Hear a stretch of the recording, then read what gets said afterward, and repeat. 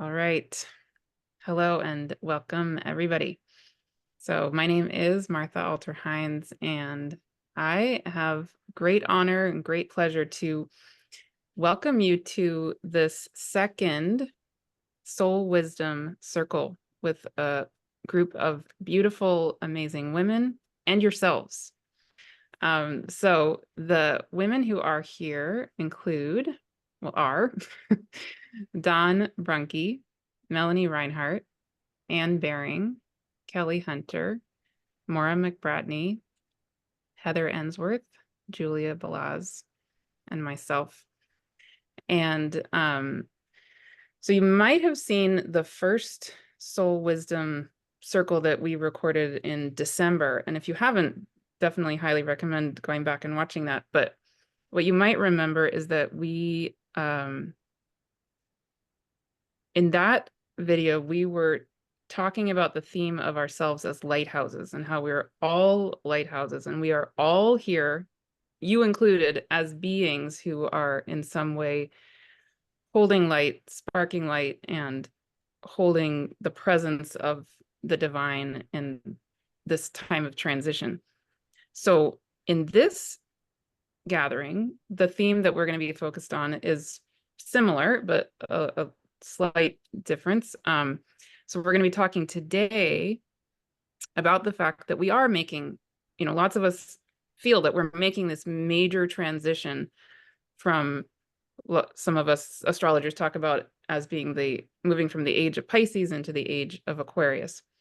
But in one way or another, a lot of us feel this call to be part of the shift of our world. And when we're making a shift, such a big shift, it's really easy, I can speak for myself, to be focused on where we're going and the new that we're heading into. And what we're going to be dropping into partly today is not only the where we're going, but the gifts of where we're coming from. So some of us are going to speak about maybe the gifts and the transition that we're making, that we're bringing from the age of Pisces, and that transition we're making from the age of Pisces. And some of us will be talking a little more broadly about just the gifts that are with us inevitably as we even make that change and make that move. Because I think it's really easy to forget that when we're moving into something new, that we want that new thing, but we actually already we're building on so much that has come before and that's already present here. So in various ways, that's going to be the theme. But before we begin, so Julia is going to be facilitating today. Heather facilitated last time. And as we mentioned last time, each time we meet in this circle, a different one of us is going to be facilitating. And one of the reasons we're holding this circle in that way is to really emphasize the reality that every single one of us has a beauty, a deep wisdom, and a particular medicine that's moving through each of us.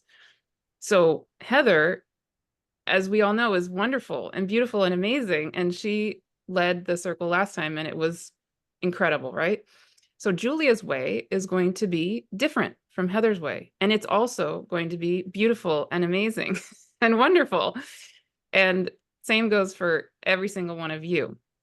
So with that, I would really love to invite you to join us in this circle. I want you to feel present in whatever way feels right for you, because again, the purpose of this is that we are all over the world. We are all needed.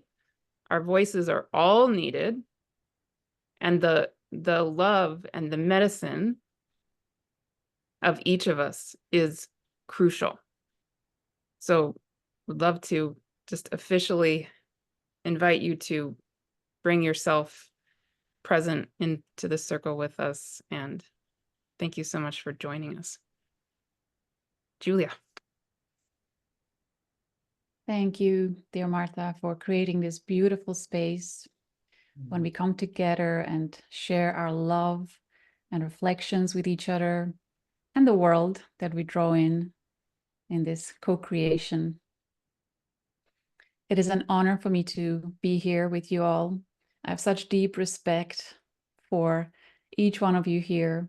Every time I take time to look in any of your directions, I feel deeply inspired by your life's contributions. So thank you for being exactly as you are.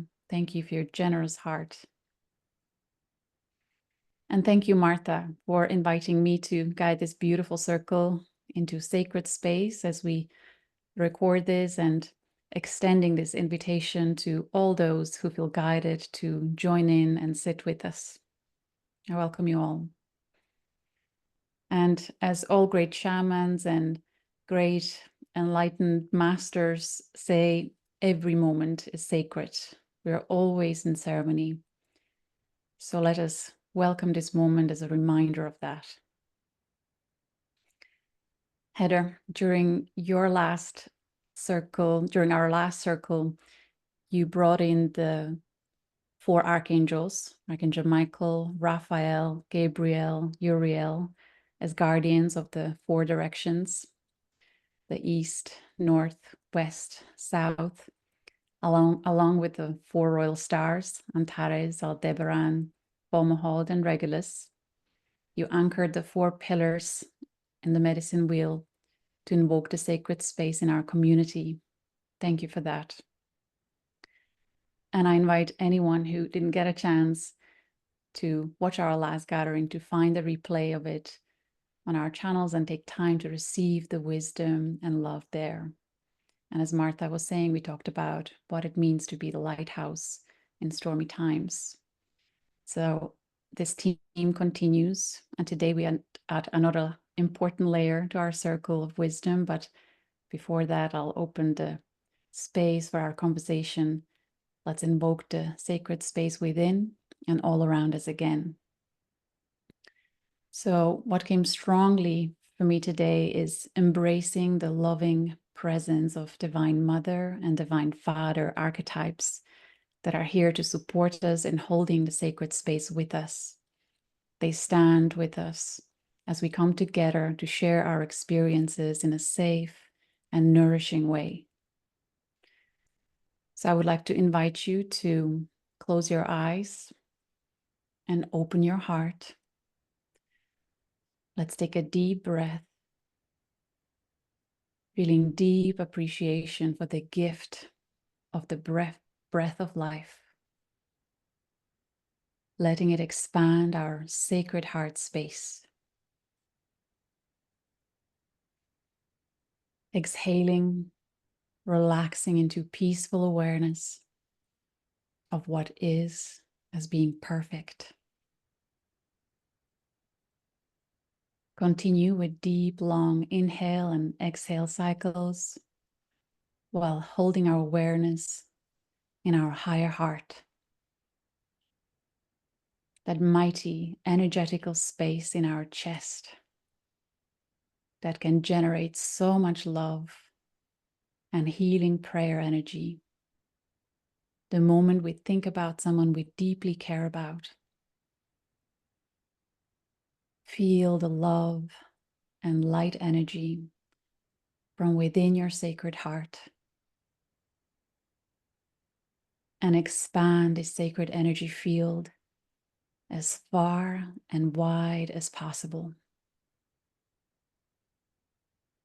Let it envelop not only your entire body, but the entire earth.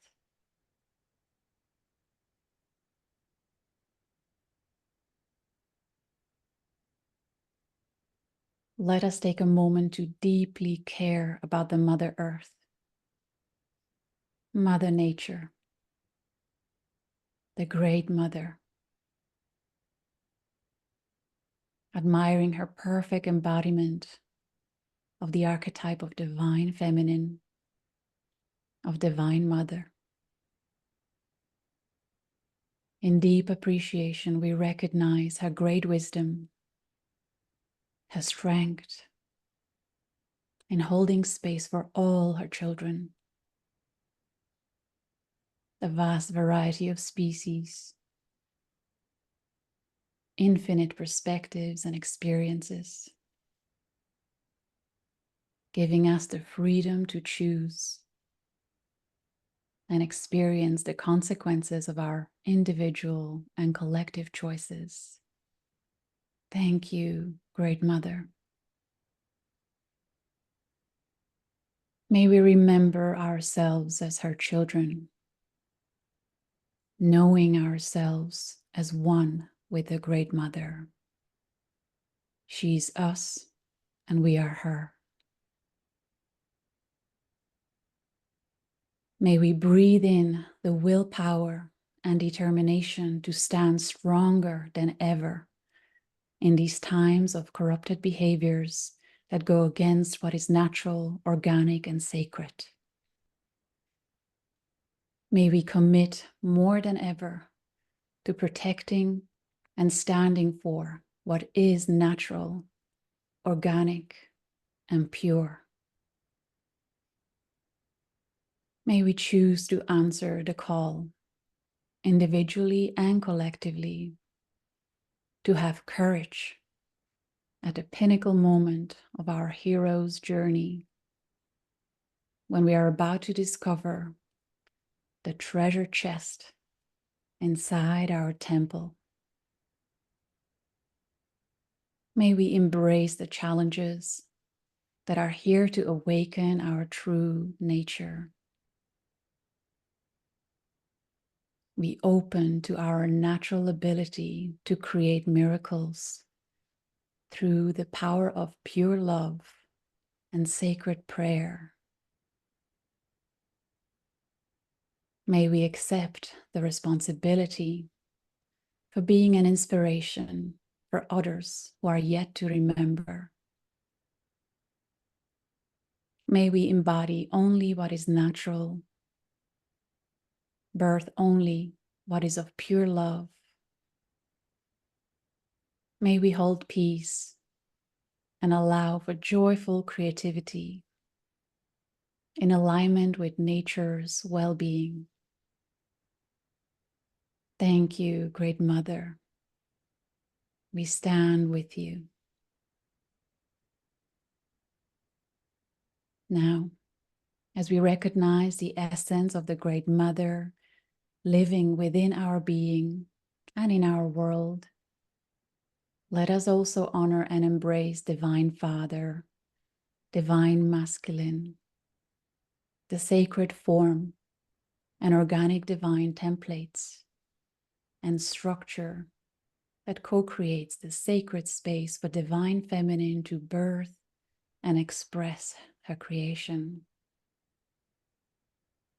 Thank you, Great Father, for standing with us, for guiding us, for encouraging us to recognize the importance of healthy, organic structures in our life, for holding boundaries where they are needed, for stepping into our sovereign nature, especially in these challenging times. We recognize that you are in us and we are in you. We are one. We recognize the sacred trinity of our united being, holding infinite potential. Thank you, Great Father. We stand with you.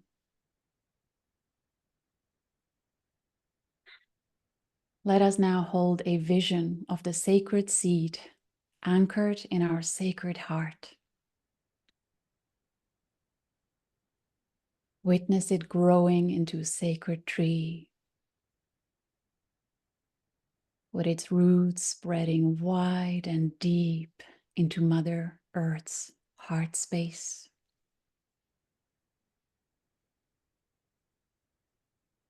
Appreciating her nourishing, infinite love coming through the roots up into our entire being. We're calling in and honoring all the great love and wisdom of all our ancestors that walked this earth before us.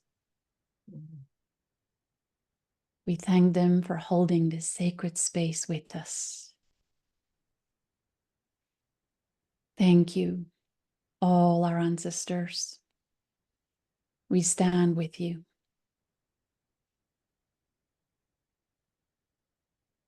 Now, spreading our sacred tree's crown far and wide into the cosmic space of infinite intelligence, embracing our connection with the grandfather sky. We hold witness as he showers our being with particles of light that are packed with infinite wisdom.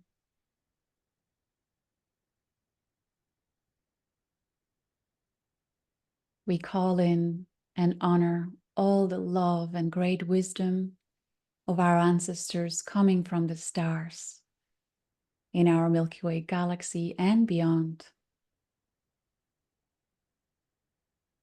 We thank them for holding this sacred space with us. Thank you, our star family. We stand with you.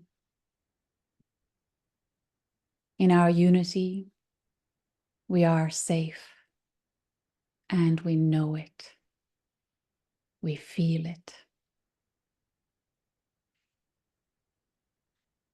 May we remember this collective love and light as our supportive, nourishing, encouraging presence in every moment going forward as we continue our journey through these transformational times of great initiation,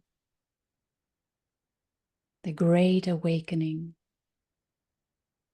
the great remembering of our true essence that is pure and mighty. And so it is. You can open your eyes in your own time, feeling fully present in your wonderful body, in your sacred space, in the here and now. Welcome.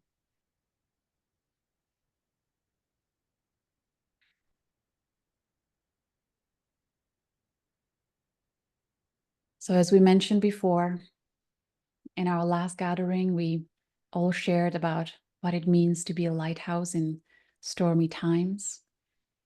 And today, as we record this, astrologically speaking, in a tropical zodiac, we have the Sun, Venus, Saturn, and Neptune in Pisces.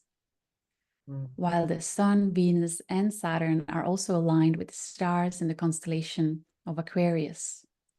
And along with that, if we look at the sidereal astrology, our collective lunar node is still in Pisces. So this feels like an ideal time to talk about how we see integrating the gifts of the Age of Pisces, including clearing the shadow aspects of Pisces, in order to move into the Age of Aquarius in a more balanced and integrated way. And as Heather was suggesting so beautifully in our earlier emails exchange, for example, how do we open to honoring the sacredness of all of life and our mystical ways of knowing? So I invite us all, including the viewers who may feel called to share in the comment, let us know about your highs and lows of the Age of Pisces. What have we learned from it? And what can we bring forward that can support us in navigating the new era that is upon us? So, dear Heather, I'll approach you first. Would you like to have the honor to be the first to share your reflections and your offering today? Welcome. Thank you, Julia, for that beautiful opening and meditation. Very profound. And it's an honor to be with all of you today and all of the community of those who are present and listening and a part of this process with us. And as I reflect on this transition that we're in, that is so profound as we're in this time of transmutation into new ways of being, into new ways of understanding ourselves, as we shift into the age of Aquarius, I do feel it's important to hold with incredible gratitude the deeper gifts and wisdom of the age of Pisces. Even though in these past 2,000 years we've gotten out of balance with it in many ways, or experienced the shadow sides of it, as we're now in this transition, I think we are getting support from the stars and the planets to drop into that deeper knowing of the gifts and wisdom of the age of Pisces. And as I meditated on that and reflected on that, part of what came to me is that awareness that the age of Pisces reminds us of the mystical roots that are at the core of every religious tradition. And those mystical roots are that knowing that we are a part of the oneness of all that is.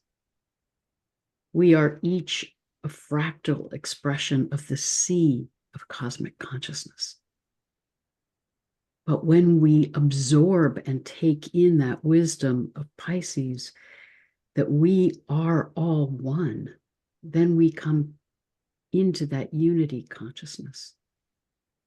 Pisces helps us dissolve our egos and our sense of separation to remember that we're all interconnected with each other and with all that is. And Pisces reminds us of the sacredness of the waters and the consciousness of water, which Veda Austin and others are helping us to remember.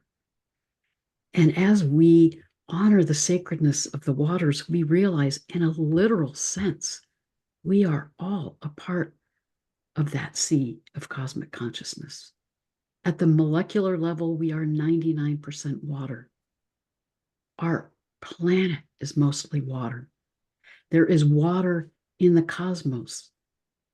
Even the stars that are primarily hydrogen are the spirit of water, hydrogen. We are all a part of that oneness. And that allows us to open again to the wisdom and love that surrounds us and is within us, so that we can expand our consciousness and open our hearts more fully to the compassion of Pisces that we can hold for ourselves and emanate out to others. And when we truly realize we are all one, then we are pulled into reverence and gratitude and honoring of the sacredness of all of life around us and the sacredness of each other. So I hold with great gratitude the wisdom of the age of Pisces, how it can support us in this transition, and the awareness that the sun is in the stars of Pisces until April 20th, and will be emanating that energy for us to absorb and take in. And even the powerful total solar eclipse that in the chart has a stellium in Aries, in the sky, that stellium is in the stars of Pisces, supporting us to remember, to absorb that, to come back into that knowing of our oneness with the sea of cosmic consciousness and that wisdom and love are within us and all around us. Blessed be. Thank you. So beautiful. Melanie, welcome. Would you like to be the second in offering your perspective and your guidance? Thank you, Julia. And thank you to Martha for kind of shepherding us all together and collecting us to express part of what's happening for all of us in this time of transition.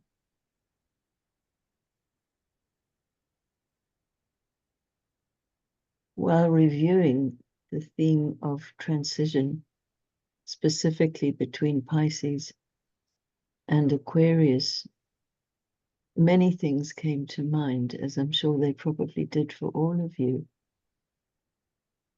But then eventually, by a serendipity, I sort of landed on the final paragraph of Dane Rudhyar's major work called The Astrology of Personality. And the chapter is entitled The Use of Astrology. And as a nice little anecdote, just want to introduce this by saying that I received from astrologer Eric Francis a scanned copy of the frontispiece of his copy of that very same book. And that scan informs us that Dane Rudhyar was a friend of Alice Bailey. And a beautiful inscription I'll read. For Alice Bailey, this book is sent in deep friendship and in the hope that it will fill the purpose which called it forth into being. And as I read that, thinking ahead of our meeting, I suddenly had this kind of a vision of, all down the ages, and including now, and no doubt in the future, there will be little groups of people gathering under their own impulse. In other words, they're not belonging to a specific organization or church or anything like that, but gathering together in friendship to share what arises, And that felt like so delicious. And that is a kind of a tradition in itself. And if I would give it a label, which, won't do really, but I think of this as the Hermetic way. It is very secret, but not because there's anything to hide. It's just that it comes about through people listening inwardly, not through obeying the diktats of an organization and so forth, And I sort of reveled in that. And then I came across Dane Rudhyar. I sometimes think,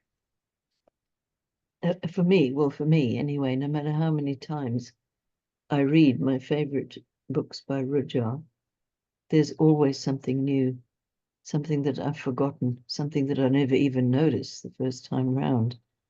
I don't remember reading this paragraph before, and it brought tears to my eyes, so I'll share it with you. May the power of the creative now illumine our every moment with significance! Exclamation mark. Indeed, there is beauty and meaning in every moment, because in every moment the individual may reach integration and joy that is creative, that brings forth new cycles and affirms towards the unknown the noble will to destiny.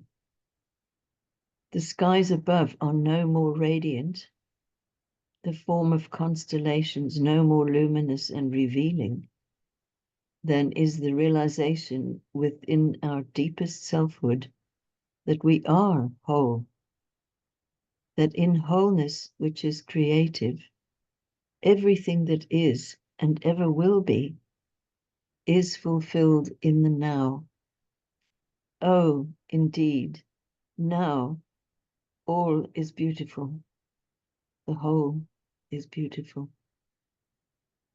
And that last sentence is full of capital letters and exclamation marks and so forth. And that's the very end of the book. So that's what kind of landed in my path, and I thought, oh, I can't wait to share that with everybody. Thank you. Thank you. So nourishing. Thank you, Melanie. Thank you. Anne, welcome.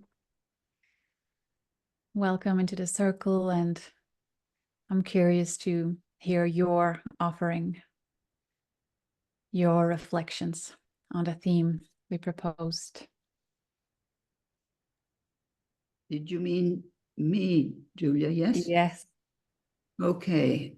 Well, I gave a talk 2 days ago to the Aleph Trust on divine wisdom and the Holy Spirit and the lost feminine dimension of God.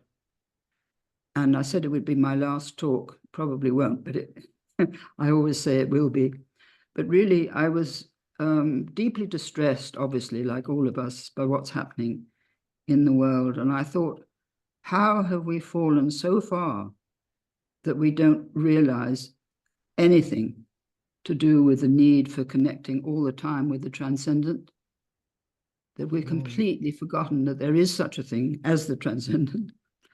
And this is what I was speaking about to begin with. And I was showing slides from Ukraine and from Gaza, and just asking, how have we fallen so far? And I compared it really where we are now with where we were 3,000 years ago in the Trojan War, and that we've made no progress whatsoever morally. And our weapons have become far more powerful, but we're still fighting in the same way as we did 3,000 years ago. And I think this is utterly, utterly tragic.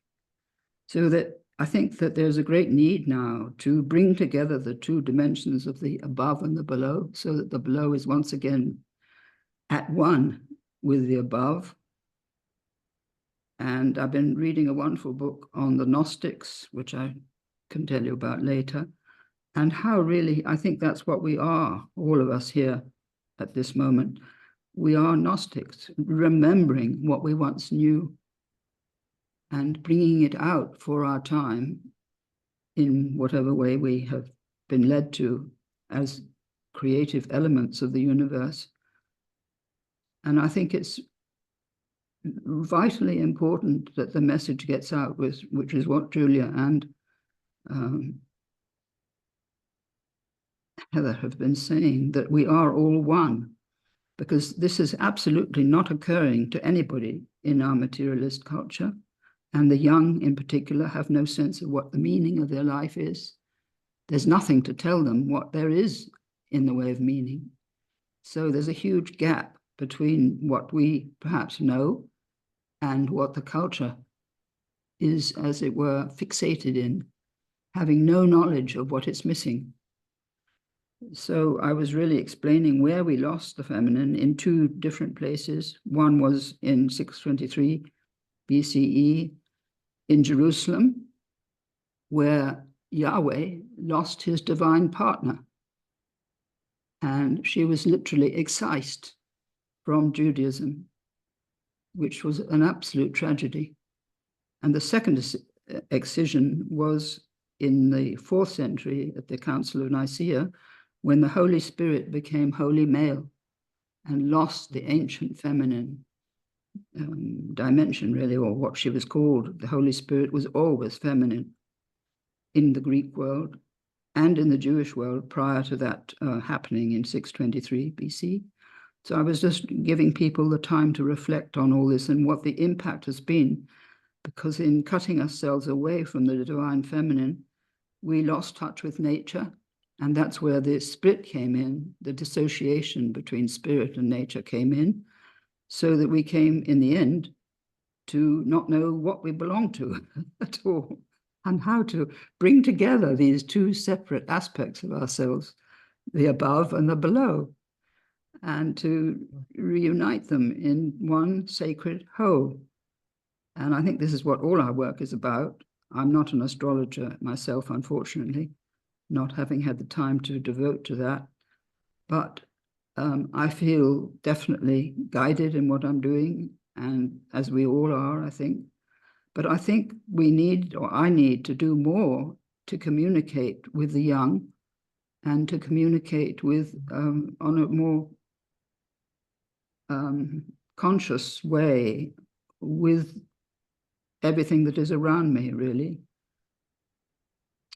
But there isn't, for me, there isn't much time. I'm trying to finish this book on the Holy Spirit, which is the talk that I gave was all about that, to regain the feminine aspect of the Holy Spirit so that the divine feminine and the divine masculine are reunited in the sacred marriage, which was always the great ceremony in the ancient civilizations in Egypt and Sumer, in Greece as well, with Zeus and Hera.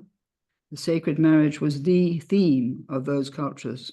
And that's how they kept in touch with the above, so to speak, the ceremony once a year, which reunited the above and the below in the sacred marriage.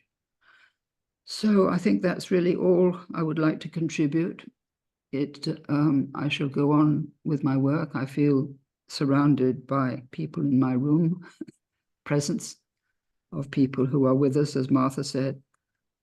And I'm just very privileged to be in this group and passing on what I know in the way that I have just now, and listening to the wisdom that comes through all of you, which is a great blessing, a really great blessing, and something that the world needs desperately.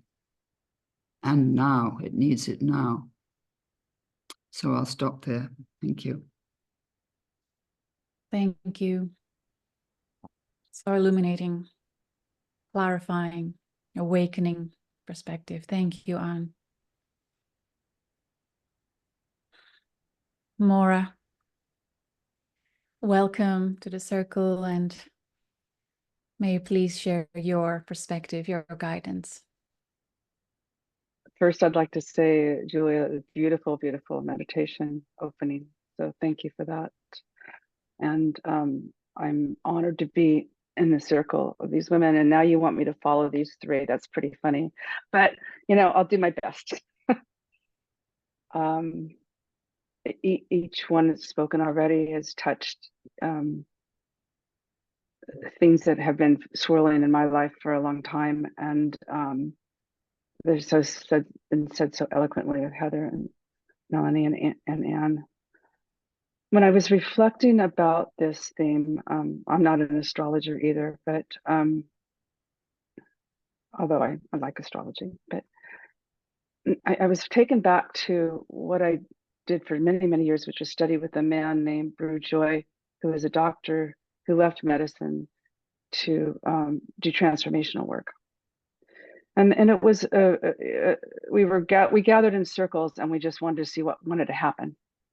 I mean, basically that was it. There's some kind of theme, but it was both deep in psychological work, mostly based on Jungian kinds of things. But the essence of his teaching was always to cultivate and come back to the heart center, because that's where we are in a human form. It's where we can ameliorate and bring all the different energies together and hold them so that they're not fighting each other, the masculine, the feminine, the body, the soul, you know, seemingly opposite pieces can be ameliorated at the heart center if it's cultivated. And I followed that through the years, because when there's be times when I'm like, what do I do? What do I do? What do I do? And I'll go to the heart center. And in that, he gave us 4 attributes of the heart center.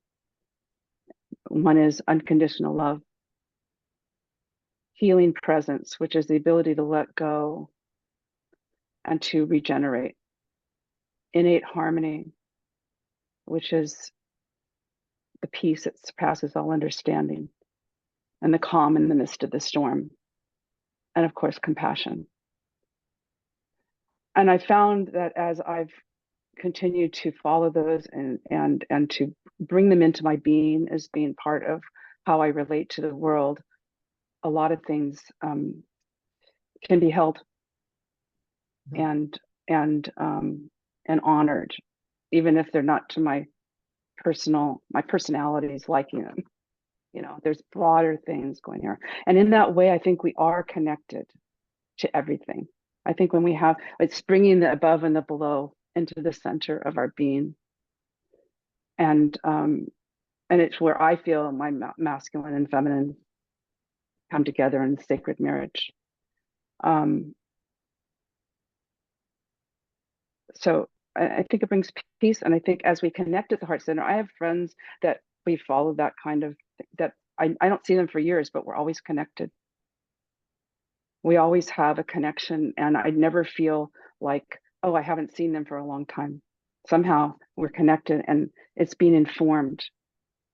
You know, we're informing each other, and when we get together, go, oh yeah, okay, yeah. It's so if there's it's a more practical than some, you know, but I find that being practical things help center and embody, so that way you can go and kind of travel into the other dimensions with more ease. So I guess that would be what I would offer today. So thank you. Thank you. So relevant and true. It's the love that connects us, and it has no boundaries. No. Connect through time and space.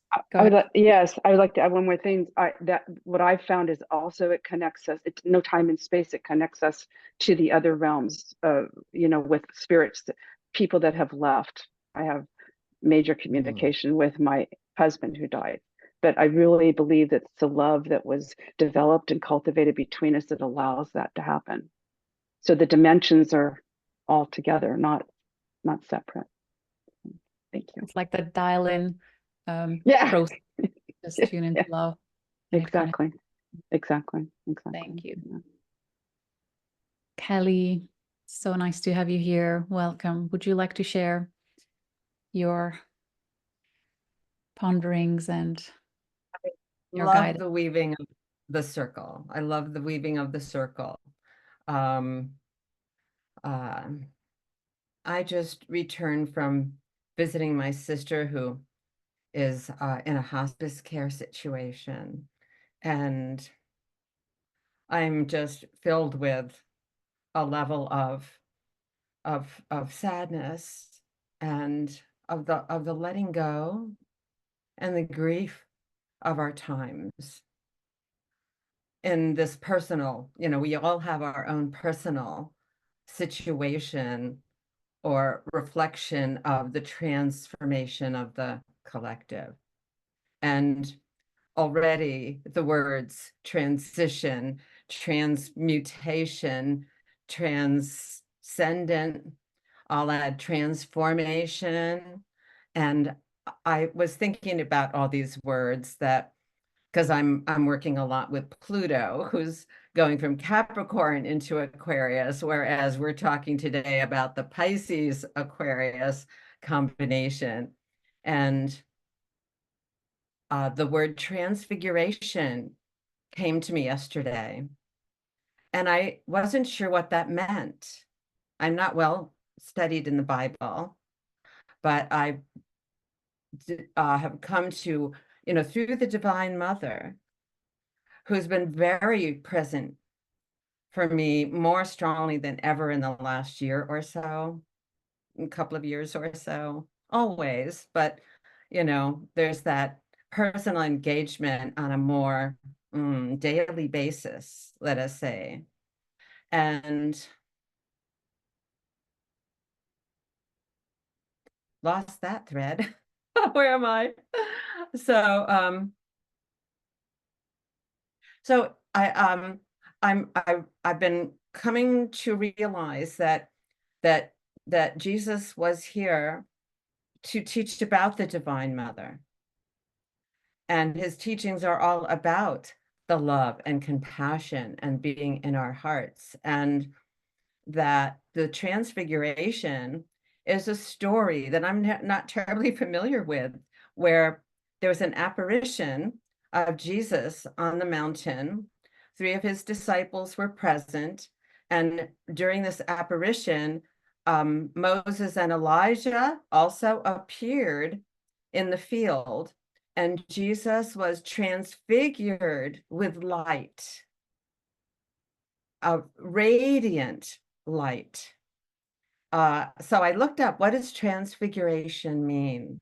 And this happened sometime, I think maybe around this time of year. I'm not really sure if anybody here knows more about that than I do, but this is very new to me, but feels so relevant. That is the word that came to me yesterday when I was thinking about joining with you all in this circle and in the wider circle that's tuning in. So it means a marked change in form and appearance, especially in a spiritual or glorifying way, a metamorphosis, like the butterfly we think about, being a cocoon and all melted in a messy way and becoming something more, something truly more essential to what is meant, almost like the butterflies coming into its sovereignty, which I love that word too. And I think that it's important to enter an age. If we're entering Aquarius, we need to consider the opposite sign, which balances it out. Leo would be, to me, the high sign of sovereignty. And if we're looking at the Pisces, we need to look at the Virgo, which we talk about in terms of connecting heaven and earth. And the Divine Mother in her purity, giving birth to the Spirit. So this transfiguration is a change that glorifies and exalts, and also is like the lighthouse image of becoming this radiant light. And we are all opening to, surrendering to that light coming forth. And when I was sitting with my sister, that's really what I was wanting to share, that healing for her, because she's so aware of what's going on, and she's so helpless. She had a stroke and she can't move part of her body, and she so wants to live. She so wants her health back. And I know miracles are possible, but I think first is the level of surrender to the Divine Mother, to the miracle of transfiguration, whether we remain in the body or not. And that this is like her moment of surrender. And the most beautiful moment was when we were looking into each other's eyes. Because I haven't seen her for, gosh, like 8 years maybe. And we both have blue eyes. And so there's a mirror there between her and I that was just so eternal in that moment.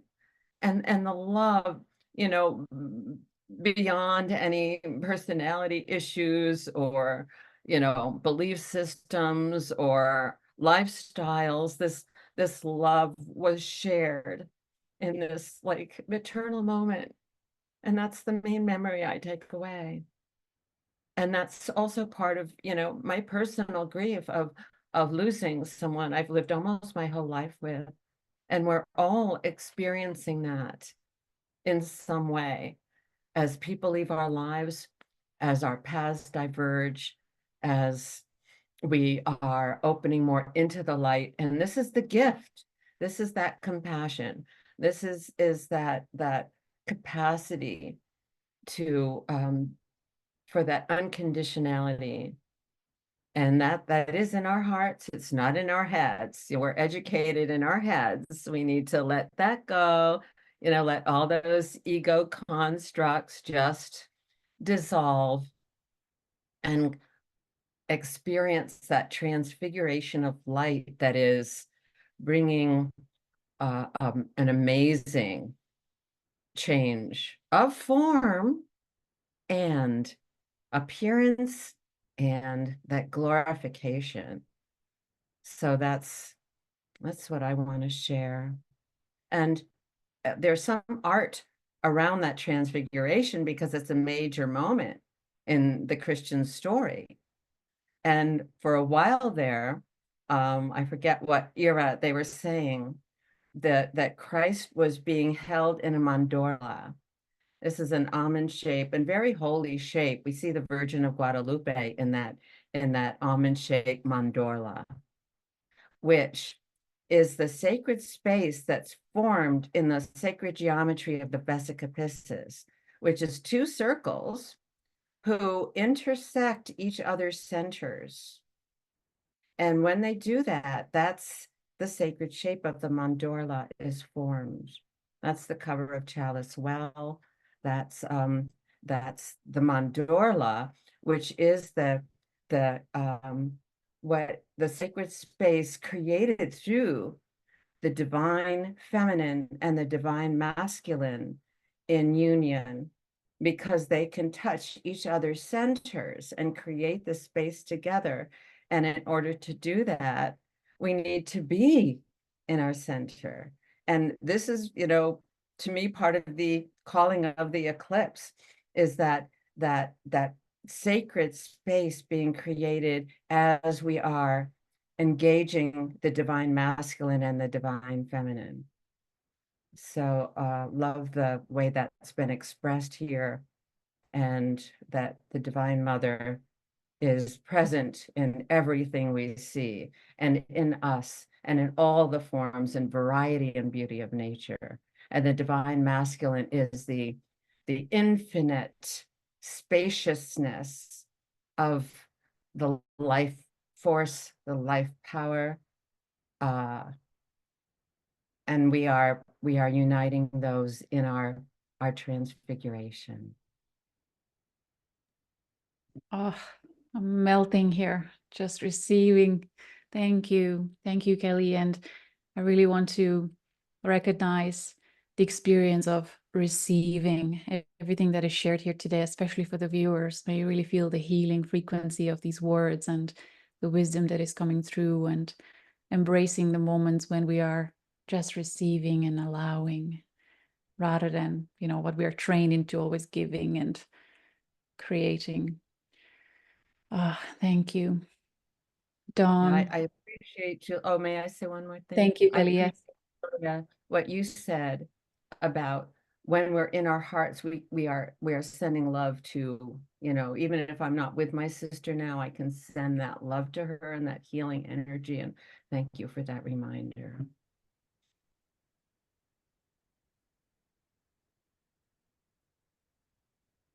Thank you. So wonderful to see you here, Dawn. Welcome.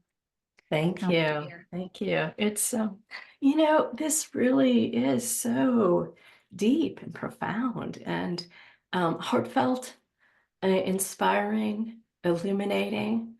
There's a part of me, an inside part of me, that's still smiling at Melanie's quote about with the exclamation marks. And that part of me that's smiling is like, yeah, we're all like little exclamation marks, which are like the lighthouse. It's a similar form to the lighthouse. And we're shining these different aspects of the one, which is so beautiful. So let me share my exclamation mark. When I was attuning to this topic, I as is my kind of journey, invited an animal group to share their wisdom. And I was initially surprised in some ways, yet later found it entirely appropriate and perfect as to who showed up, which was Snake, the spirit of Snake. As some of you know, many years ago, I had a dream of an ancient archetypal snake. And the dream was so powerful and insistent that it inspired me to write a book about Snake. And during that time, about 12 to 15 months, I came to understand Snake energy as very wise, very practical, and very helpful to humanity. You know, Snake was one of the earliest animals that was honored and revered by our ancestors. It was Snake who advised and protected the gods and the goddesses, royalty, shamans, medicine men and women, and seekers of truth, you know, throughout the ages. The interesting thing to me about Snake is I find that it often appears when there's imminent transformation, individually and collectively. And are we not in the midst of some profound transformation? So let me read to you what I received from Snake. We are Spirit of Snake. Thank you for inviting us to share a perspective with your group and with those listening. The topic you have been contemplating is the gift of the new age, gifts from the old and gifts from the new. And we wish to sound a strong tone of the importance of the gift of shadow in yourselves and in the world. As almost all are aware, there is great confusion, chaos, uncertainty, fear, anger, and fear-flowing anxiety in your world today. There is often vast separation between peoples, as well as between people and the earth. As you know, Snake often shows up as an archetype, a teacher, when that which was once unified is separated and needs to find its way home to harmony and wholeness. The teaching we emphasize at this time is shadow, the importance of seeing, acknowledging, and embracing your own personal shadow, as well as perceiving the group, cultural, national, and world shadow, which has become quite heavily laden with fear, quite extreme fear at this time. We suggest that shadow is not something to be feared, but rather to be seen and embraced as a strength. By moving through all that is cluttered and chaotic, you learn to clear, to find clarity in your mind and body, and to shine that clear light to others. Just as fear is contagious, so is clarity, truth, trust, love. We use human terms to explain this very ancient and powerful observation. One of the reasons some of you find Snake to be cold or frightful or even evil is because we see clearly. We are the part of you that has clear vision, clear thinking, clear knowing. And sometimes you are so far removed from this power in yourselves that we feel alien to you. Yet we, our energy, is also part of you. Our comment is that you may find great treasure, many gifts within your shadow as you begin to explore and accept. You are now living in accelerated times. The more you work with the frequencies of clarity, honesty, and a desire to be who you really are, the easier these tasks become. To recognize your own shadow selves or pieces of shadow in others or the world. To understand what has been misunderstood. To reclaim what has been abandoned. To acknowledge what has been judged unfairly. To love that which you believe is incapable of being loved. We offer you the vision of a snake looping around itself in a figure 8, a lemniscate, which represents the ongoing flow of life. As a species, you have been here at this crossroads of choice many times before, in different times, wearing different clothes and bodies, in different cultures with different languages in different situations, but the core challenge is the same. to see yourselves with clarity and love. Snake invites you to move with us fluidly, sensuously, pragmatically, intuitively, and with a deeper respect for yourselves and others, humans as well as the animals and plant beings, the elementals, and the earth herself. There is a tone, a resonance that is sounding much louder on, around, and within the earth today. The clearer you can allow your physical self to be, the greater you may hear and respond to this frequency. The more you may feel it moving through you and you moving through it. All of us interconnected and harmonizing in a way that brings life back into tune. With love, Spirit of Snake on Earth.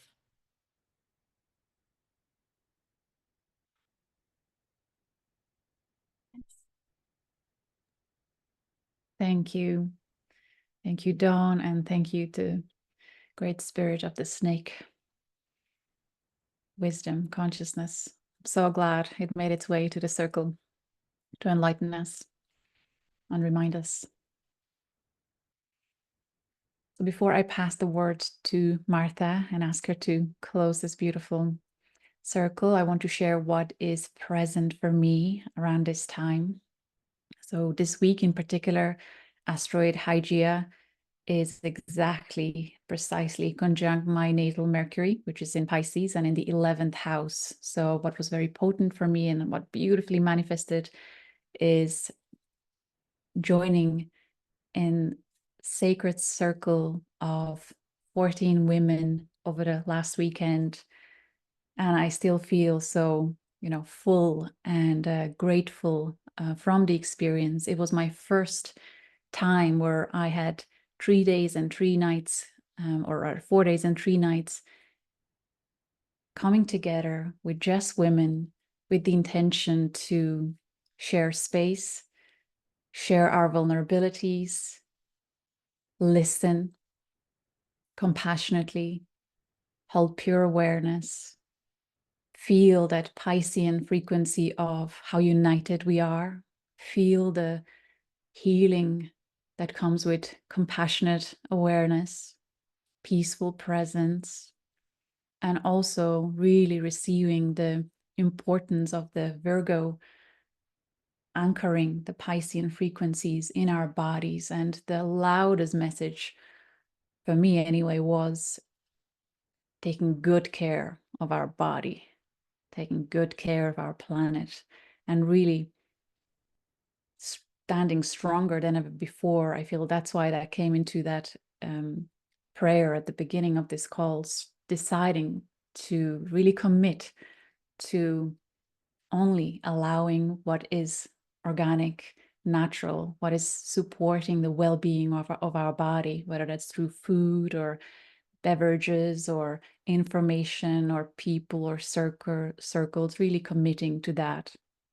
And also allowing a lot more resting time, receiving time. Especially in these communities, when we come together, you can recognize the pattern of givers. We're all givers here and overgivers. We've been trained to overgive and sacrifice and treasure that as something to celebrate and worship. But to what cost? To what price? So I can really see how we are realizing through illness and suffering how out of balance that was for such a long time. So beautiful when we can come together in space of strong, beautifully aligned women or men. They too are awakening to realizing the sacredness of their being, their pureness in their heart.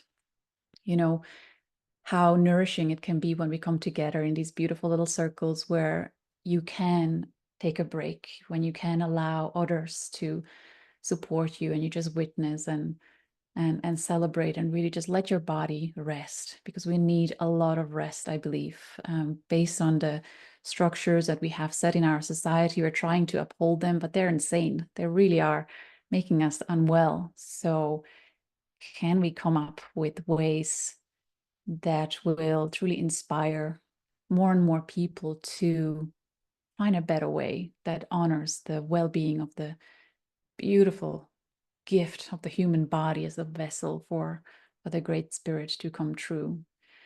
What I also realized this weekend in that sacred circle of women was the youngest there was 23 years old. And I had such a strong prayer throughout to welcome the younger generation, the teenage daughters who are starting to connect with their intuition, with the wisdom that is awakening in their bodies. Can we answer that call to start creating these beautiful spaces? And maybe at first it'll be cringy for them and they'll be like, nah, thanks, I'll pass. But I believe they will soon become inspired by the beautiful frequency that comes from our singing together, from our being together, from our sharing together. So I am committed to create more of these types of opportunities in my life when we can come together to bring healing to each other and just laugh and be silly. And what I experienced also for the first time was the entire weekend, there was not a single judgment on any of these women. And they really were from every walk of life. It was just feeling safe in that sacred, non-judgmental way. There was so much healing there. There is a message for those who never sat with group that feels sacred and safe. There are people who grew up feeling different. There are people who grew up being bullied, and they built such strong boundaries around their heart, around their natural self-expression as a result of that. And I want you to realize the difference between opening yourself up and expressing yourself in an environment that is confused, completely confused and asleep, where there's a lot of inner frustrations projected onto you, when it really feels hurtful to be there. And there is a big difference between being in a space that feels sacred like this one. So maybe you can start looking for opportunities in your life, choices that you maybe didn't see before realizing this. Where in your immediate environment or online can you join in healing circles like that, like this, because you will start feeling safer and safer to start letting go of the boundaries that are preventing you from feeling deep love, deep joy, deep peace. So can you start that healing journey?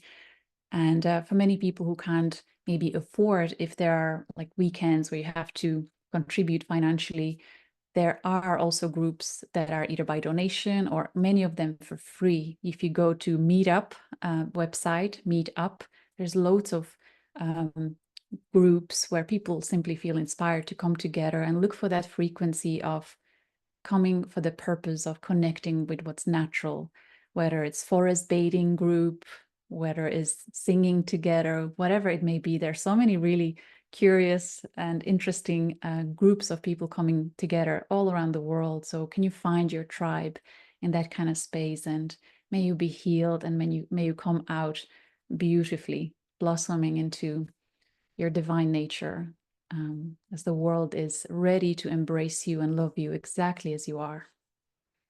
So that is my offering. Thank you.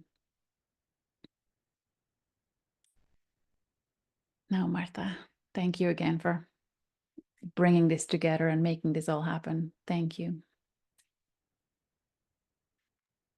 Thank you, Julia. I think everybody made me cry, every single person. Oh my. Yeah.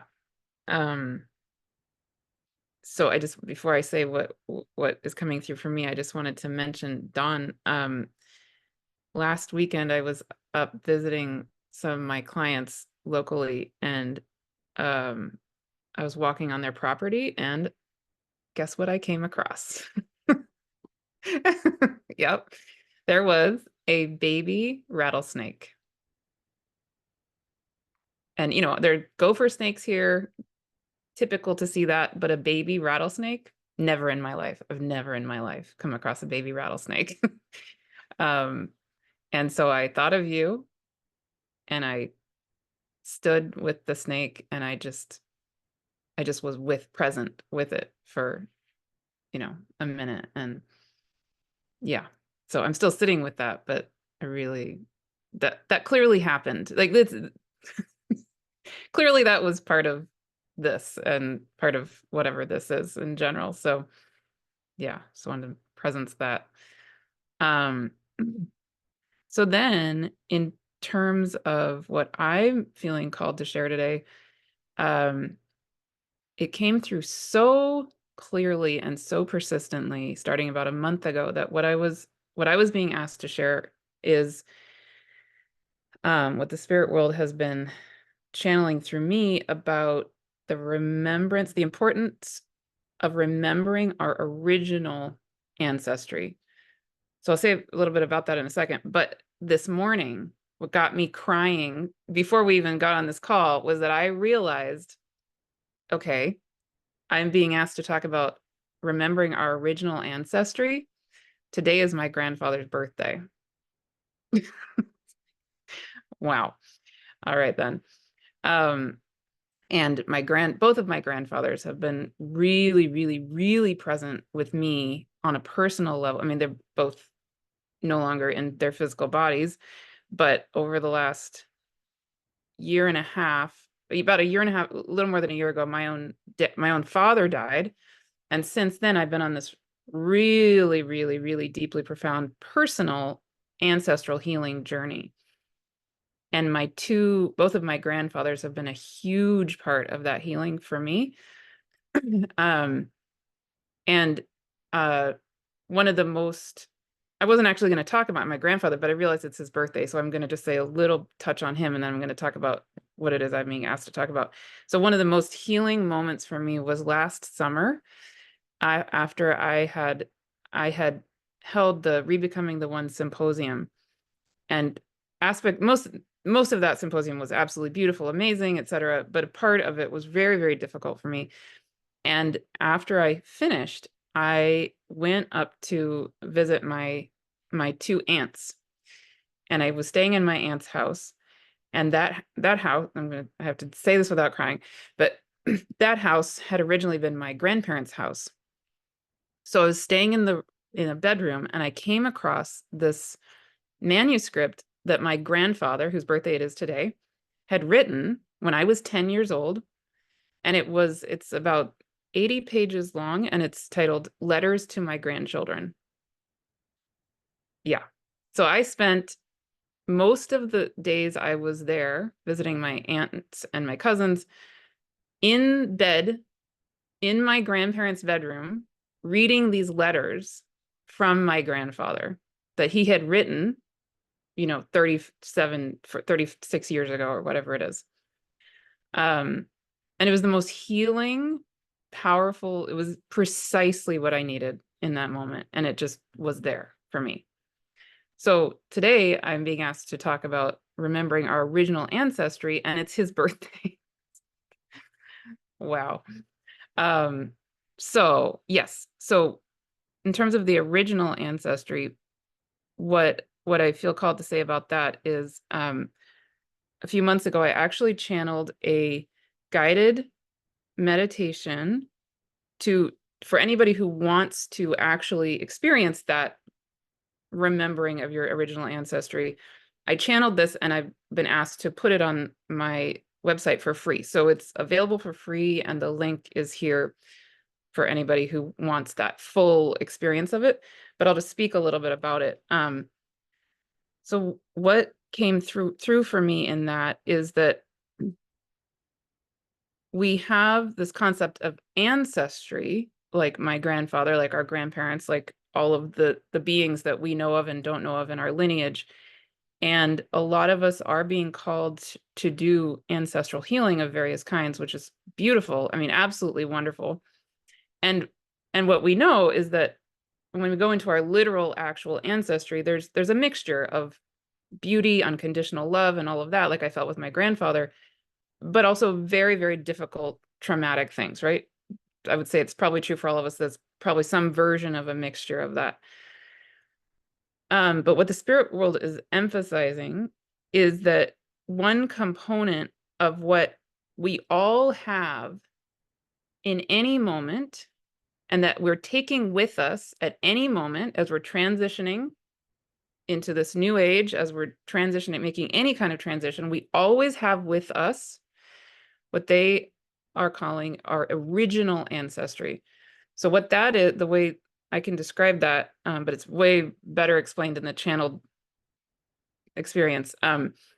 It's the way I feel it. It's like the ultimate truth is that we are source, and we incarnated into the time-space continuum. And I, the way I experience it is that we've had kind of infinite lifetimes in the time-space continuum, and that those lifetimes have included our literal DNA ancestry.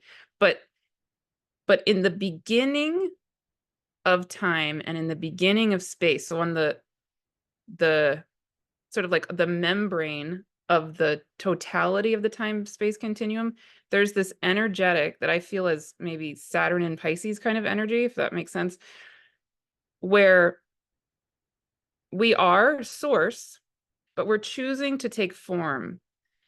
And in that original moment of choosing to take form, we are pure unconditional love in form that then comes into form and lives all these existences, right?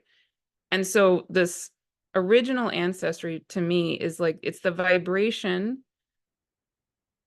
of pure unconditional love that comes before any experiences, any karma, any kind of good or bad or indifferent experiences we've had through all lifetimes. And yet it's not just us as source, it is incarnated energy, it is form, but it's pure love in form. So that's my offering. And yeah, it's connecting with that personally, in addition to these other ancestral healing experiences I've been having, I mean, absolutely has revolutionized my life on so many levels. So I offer that and offer for you to take it in whatever way feels right for you. Would it be okay if I comment on that, Martha? Yeah, of course. Yeah. Oh, yes. Just from witnessing Reiki healers connecting with people who don't feel like talking about trauma and what is bothering them, feeling into physical body, and commenting a lot about how weak the energy is in the legs. And it's usually with people who never, who are only starting their healing journey and who never really addressed their ancestral connection. Because they're aware of how much trauma there is, they feel kind of unsafe to connect there. So I believe the message that you shared may really be profound and transformational, and for them to give themselves permission to connect with the frequency of the ancestors and know that they are connecting beyond the trauma that was in their lineage. They are able, with that pure intention, to connect with that unconditional love and infinite wisdom that is in the original ancestry lineage, so that the legs can start feeling stronger, so that the energy can become alive in their body and connecting with the earth as well, and expanding and transforming their lives. So thank you for that. Well, yeah, and you're reminding me of something else that popped up for me, because what was so interesting is what my free channeled guided meditation actually is linked to one that Julia just put out, also on ancestral healing. We're on the same page with this. And what just clicked for me this morning is that on a in terms of the stars, the Ceres right now, it has been trining Jupiter and is moving into square the nodes, and will be squaring the nodes during these eclipses, actually, opposite Estrella. But Ceres is going to go retrograde in Capricorn and is going to be squared by the nodes actually for a bunch of months, if I'm remembering this correctly. So I feel, and actually it'll be with Pholus and Quawar and on, right? But but I've been kind of curious about that presence of Ceres because I noticed it, but I haven't grounded into why it's so significant until this morning, until all of you were sitting here talking about the Great Mother and bridging our relationship of sky and earth and this unconditional love, and Ceres and Capricorn coming into our roots and our ancestry and remembering the love, the unconditional love of our, yeah, all of it. It's right here. It's amazing. So beautiful. Okay. So you feel ready to close? Shall we? Yeah, great. Can I just say one more thing? Yeah, no, go, yeah. It's just an emphasis. It's not new, Mhm. but I'm picking up on what Melanie said, and also Julia. For years, I've gotten an image that the way we're going to heal is by circles of people, overlapping circles, so that it ends up just encompassing everything. And it also speaks to, so I would encourage everyone to find, like you did, Julia, find circles, and in whatever forms you can, to be a part of, because we can't underestimate the power of what that is and how that's going to heal everything. And it starts taking the place of the institutions that have so taken our own individual wisdom of what we know to be true inside ourselves and tried to make us adhere to what they thought was the right way, which is external, not internal. And where circles, when they're held in, like you were saying, Julia, in the energy of acceptance and love and unconditional regard, things are healed in levels and multi-layers within the being and within the soul and in the dimensions as we're doing it. So to know that even when we have a circle like this or any other circles that you're a part of, we are healing outwardly all over, kind of like Endra's net, which has been an image for me for a long time. So any small amount that seems seemingly small connection like that, it's big. So, join circles. I have one more kind No, of go for it. cautious awareness message for those in particular who are only starting their healing journey. If you come across a group and your physical body is giving you an immediate sensation in your belly area where, ooh, something feels off, something feels heavy, be like, thank you so much, dear guide. Thank you for these alarm bells. This is not my group. And you simply remove yourself and keep looking for your group where your physical body will open up and invite that frequency in. Your body knows. So just watch out for that, and don't underestimate that natural alarm system that is inside your being, because sometimes our mind is like, no, I'm probably just projecting, or and we try to really go in there deeper and deeper. Don't, just recognize the inner guidance, the wisdom of your body, and just keep looking for the group where it feels expansive and light-hearted. That's your group. I hope that helps. Beautiful. And I would just, before we close, I'll just emphasize that you're in a group right here by listening to us, actually. And so, this video is on my YouTube channel, Julia's and Heather's. And please, absolutely, please engage, share with us what is alive for you as you're listening to this. We are holding you. You are part of this with us. And that is the entire point. And your voice is needed, truly. So that, yeah, just want that to be a huge takeaway. Great. All right. Does that feel complete and ready to close now? Okay. Okay. Okay. So again, everybody, every single one of you listening, every single one of us here on the actual screen,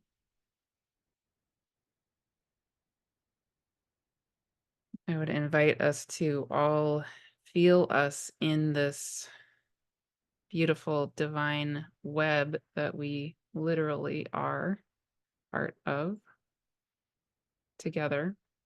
their own lights, that we are in this time of a great sacred remembering and coming into the remembering of the wholeness that we truly actually are, and a remembering of all the gifts that we carry, that we have, and that we are, as we are in this present moment and as we move into every moment.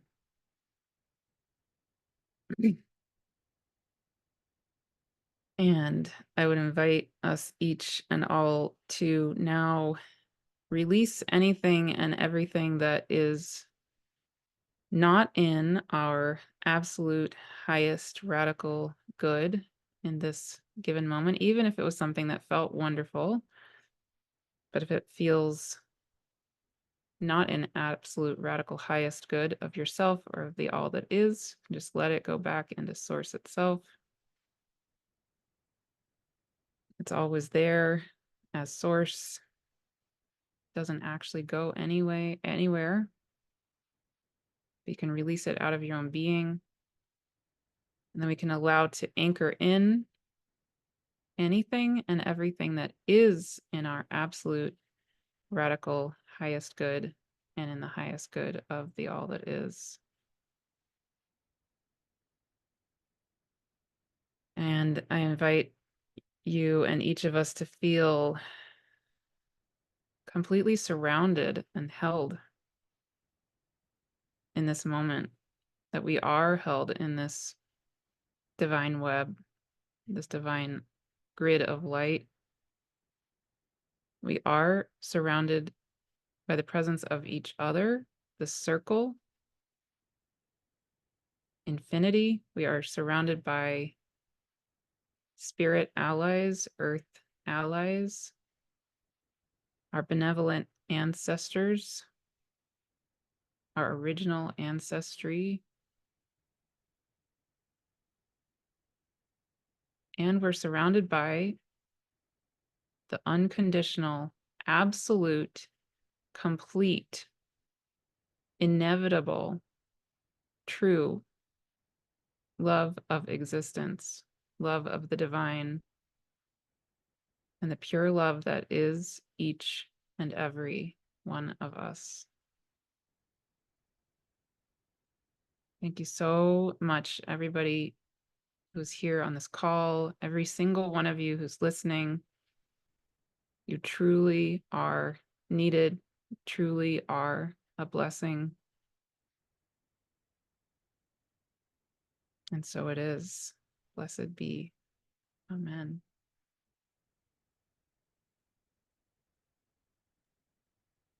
Thank you. Much love.